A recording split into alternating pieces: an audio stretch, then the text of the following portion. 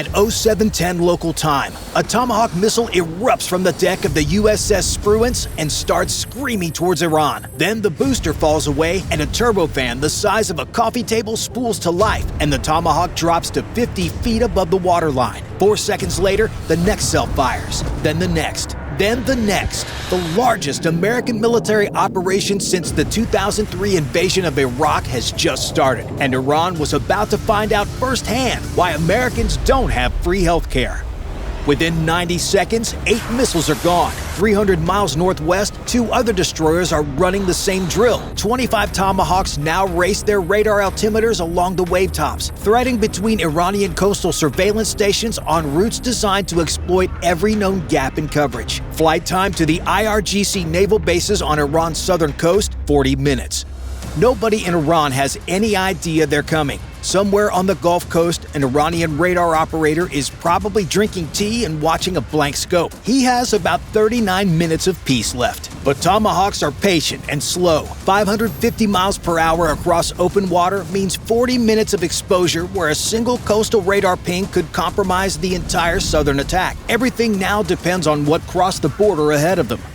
Already inside Iranian airspace, a wave of Lucas drones is doing something no American weapon has ever done. An Iranian air defense operator at a Bavar 373 battery watches a dozen slow-moving contacts materialize on his scope, pushing inland from the coast at barely 110 knots. He can't tell which ones carry 40-pound warheads aimed at his radar antenna and which ones are just noise, so he does the only thing training allows. He fires. The interceptor streaks off the rail. Over $1 million. It tracks a drone the size of a riding lawnmower, closes at 3 times the speed of sound, and turns it into confetti. But it wasn't a Tomahawk missile. What you just saw blow up was a low-cost unmanned combat attack system, or Lucas drone, operated by Task Force Scorpion Strike. The drones themselves, manufactured by Spectral Works in Mesa, Arizona, reverse-engineered from captured Iranian Shahed 136s, cost $35,000 to produce. And right now, they're the most important aircraft over Iran. He fires again, another million, and again. This is cost exchange warfare at an industrial scale. Every interceptor that chases a drone cheaper than a pickup truck is one fewer in the magazine when 25 Tomahawk cruise missiles show up in 30 minutes. Worse, every time that battery fires, it broadcasts its exact position to the passive sensors on the F-35s now crossing the Iraqi border. That operator is spending his ammunition and painting a target on his own forehead at the same time. But the Iranian air defense commanders celebrating their wins are about to discover something. Those interceptors they just burned through, they were going to need every single one of them in about 25 minutes. Because what crossed the Iraqi border next wasn't a $35,000 drone.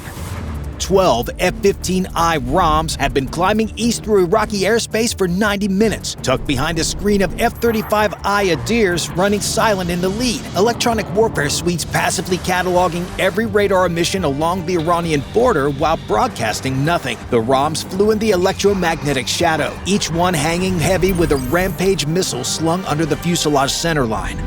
At 0805 local time, the formation reaches launch altitude over western Iraq. The lead weapons officer in the back seat has been watching his targeting display update for the last hour. Coordinates refined 3 times via Link 16 from an Israeli Oron intelligence aircraft circling over Jordan. He confirms the final solution. The pilot squeezes the release. 2,500 pounds drop away and the ROM jumps, nose pitching up from the sudden weight loss. The fly-by-wire connecting before the pilot's hands can. Below the jet, the solid rocket motor lights. The weapon punches through the sound barrier in seconds, trailing a wide exhaust plume that the pilot can see shrinking in his rearview mirrors as the missile climbs away on a ballistic arc toward Tehran.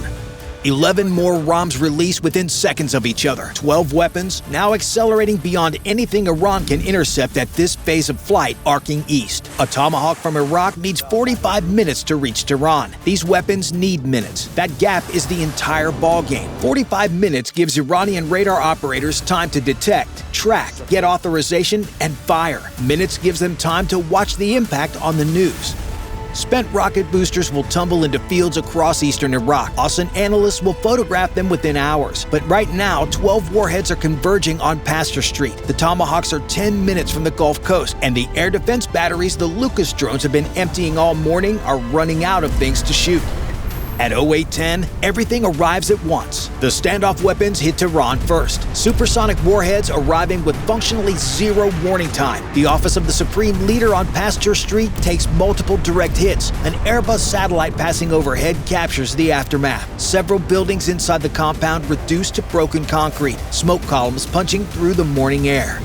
Within minutes, the F-35I Adirs crossed the border carrying JDAMs and GBU-39 small-diameter bombs. This is where the F-35's sensor fusion earns every dollar of its price tag. The pilot rolling in on the Ministry of Defense does not flip between radar screens, infrared feeds, and threat displays. The jet's computers merge everything: its own sensors, Link 16 data from every aircraft in the formation, and satellite imagery into one picture. He sees every Iranian radar still operating within 200 miles, every friendly aircraft, the GPS coordinates of 3 buildings he's about to put a bomb through. One screen, one picture. Like driving with a GPS that shows every traffic camera, speed trap, and pothole, all updated in real time. Iran spent 30 years building an integrated air defense network. The F-35 turned it into a highlight reel. He rolls the Adir onto its back at 25,000 feet, pulls the nose down toward the Ministry of Defense compound, and releases a GBU-39 small-diameter bomb. The weapon is only 250 pounds, a quarter the size of a standard JDAM, but its GPS-guided diamond-shaped wings let it glide over 40 miles from release point, and at this range, the circular error is measured in single-digit feet. The SDB punches through the ministry roof and detonates on a delayed fuse inside the 3rd floor, the level where military planning documents live. Across Tehran, the pattern repeats. The Ministry of Intelligence, the Atomic Energy Organization headquarters, Parchin Military Complex, each one selected because it cannot be rebuilt quickly, relocated, or replaced from backup systems. The F-35Is are not hitting random government buildings. They're severing the administrative nervous system that connects Iran's military leaders to its units in the field, its intelligence, and its nuclear bureaucracy. But every minute the F-35Is spend over Tehran, their fuel ticks down and their exposure grows. And from the mountains of western Iran, Iran's most capable air defense system, the one the Lucas drones haven't reached yet, is tracking every one of them. 700 miles south of the smoke over Tehran, the Tomahawks finally reach the coast. The first warhead hits Asaluya IRGC naval base at 08:12 hours local time. The command building folds inward, fuel storage behind it catches, and a column of black smoke punches straight up through the morning humidity. 4 minutes later, an F-15E Strike Eagle from the 48th Fighter Wing, forward deployed to Jordan from RAF Lakenheath, rolls in from the north at 18,000 feet and 60 degrees of dive angle. The weapons systems officer in the back seat has been staring at this target for the last 40 minutes on his APG-82 radar display, a hardened concrete shelter on the waterfront with a half-moon roof designed to protect the PACAP-class fast attack boats inside. These are the boats that Iran built to swarm the Strait of Hormuz, 50 feet long, armed with machine guns and rocket launchers, designed to sprint out in packs of 100 and overwhelm oil tankers and U.S. ships with volume. Nobody's sprinting anywhere today. He designates the shelter, confirms GPS lock, pickles the GBU-31. 2,000 pounds drop off the centerline station. The JDAM tail kit deploys, 4 grid fins adjusting 10 times per second, steering a slab of tritonal and hardened steel toward a roof that was built to stop shrapnel, not a weapon that hits with the force of a freight car. 30 seconds of free fall. The bomb punches through the concrete arch and detonates inside the shelter. The overpressure has nowhere to go. The walls blow outward. The roof pancakes down onto the boats like a fist closing. The Strike Eagle is already climbing, pulling 5 Gs back to altitude when the Wizzo confirms the hit on the targeting pod footage. Below them, the Strait of Hormuz sits open and quiet. Iran spent 40 years threatening to mine it and choke the global economy. The boats that were supposed to do it are burning under a collapsed roof on the Gulf Coast. And the Navy is far from being done with Iran today. 500 miles east, the aircraft carrier USS Abraham Lincoln is making 30 knots into a headwind. On the flight deck, an FA-18E Super Hornet from VFA-41 Black Aces sits on Catapult 1 with both F-414 engines at military power. The catapult officer drops to one knee and touches the deck. The holdback brakes and the shuttle fires. 0 to 165 miles per hour in under 3 seconds. 4 Gs shove the pilot's spine into the ejection seat hard enough to test whether breakfast is staying down. The Black Aces are headed for Chabahar, Iran's only deepwater port on the Gulf of Oman. Tomahawks hit the command post and fuel storage 20 minutes ago. The petroleum reserves are throwing a column of black smoke visible 60 miles out on the strike package's forward-looking infrared. But the submarine piers are still standing, and a Gadir-class midget sub that slips out to sea can carry mines into the Strait of Hormuz on a hull small enough to hide in commercial shipping traffic. That cannot happen. The lead Hornet rolls in on the submarine pier with a GBU-31 JDAM. His wingman from VFA-14 Top Hatters follows 30 seconds later and puts a second 2,000-pounder into the dry dock facility next door. If you can't fuel a submarine, repair it, or load it with mines, it might as well be an expensive lawn ornament. A third pair targets the Charlie 802 anti-ship missile battery on the coastal bluff, the launcher that could threaten tankers and coalition warships in the strait. 2 GBU-39 small-diameter bombs later, and the battery ceases to exist. Across the Gulf Coast, the coordinated Tomahawk then fighter pattern has now hit Asaluya, Chabahar, and Bandar Abbas, home to Iran's Kilo-class submarines and the IRGC Navy's fast attack headquarters. The carrier air wing still has plenty of weapons left on the rails as insurance against any IRGC boat brave enough to sortie.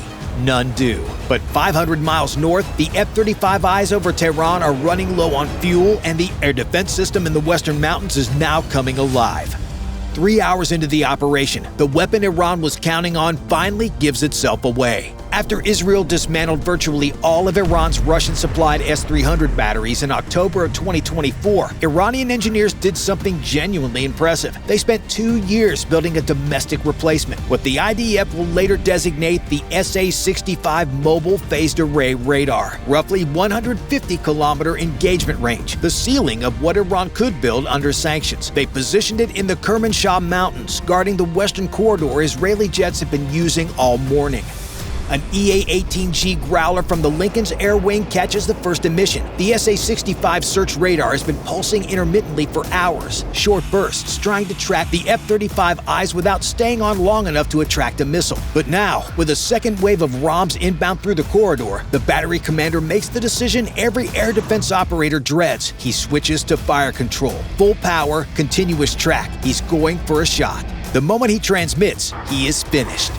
The Growler's ALQ-249 next-generation jammer floods his tracking frequency with enough power to turn the display into noise. Simultaneously, an F-35I that's been passively mapping that emission for 90 minutes passes the precise grid coordinates via Link 16. And from a Super Hornet orbiting 40 miles west, an AGM-88 missile drops off the pylon, lights its rocket motor, and accelerates to nearly Mach 3. The missile's multi-mode seeker, GPS, inertial, and multimeter wave-homing doesn't care if the radar shuts down. It already knows where it lives. Emission to impact, less than 90 seconds.